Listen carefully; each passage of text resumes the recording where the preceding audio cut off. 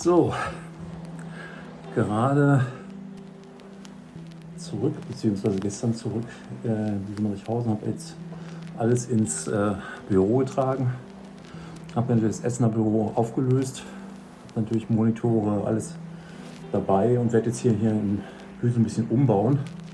Die Idee ist, dass ich tatsächlich mehrere Rechner an einen KVM-Switch hänge, aber das werde ich gleich noch irgendwie erzählen. Blödes Wetter, ziemlich viele Schauer, Regen, man sieht es glaube ich auf der Brille.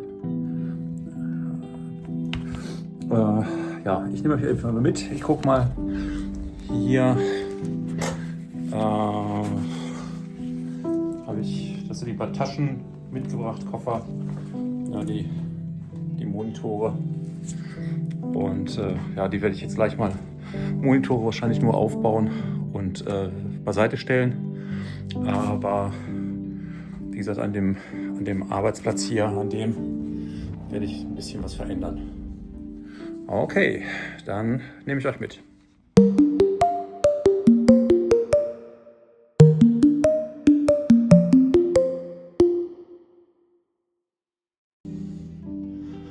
So, jetzt haben wir hier den KVM-Switch. Der ist von keine Ahnung, AO00, CO00 oder AOCO, keine Ahnung, was das ist. Also für 3 PCs gedacht. Vorne USB 3.0, um zum Umschalten. Hat man hier die 3 PCs. Könnte dann auch hier so eine Wired Remote anbringen. Auf der Rückseite natürlich dann die entsprechenden, ich hatte mir die HDMI-Variante genommen, eben mit den USB 3.0 Anschlüssen für die Rechner und Netzwerk 12 Volt. Das probiere ich jetzt mal.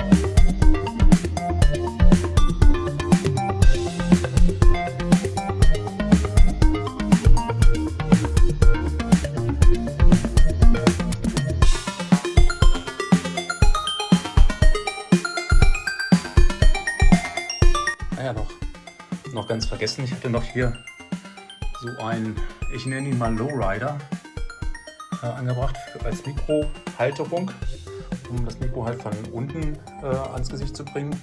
Ich hatte hier noch so einen großen, um es von oben anzusteuern. Das klappte nicht so gut, der untere scheint besser. Ich habe jetzt heute leider keine Lust mehr, noch den Streamer X hier noch, den Rode Streamer X noch anzuschließen, deswegen bleibt es jetzt erstmal beim Rohbau. Das reicht mir erstmal.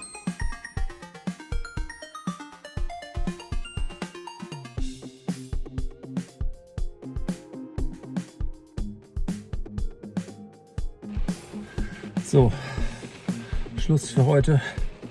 So ist ja immer. Eigentlich war nur kurz geplant, ein bisschen was umbauen.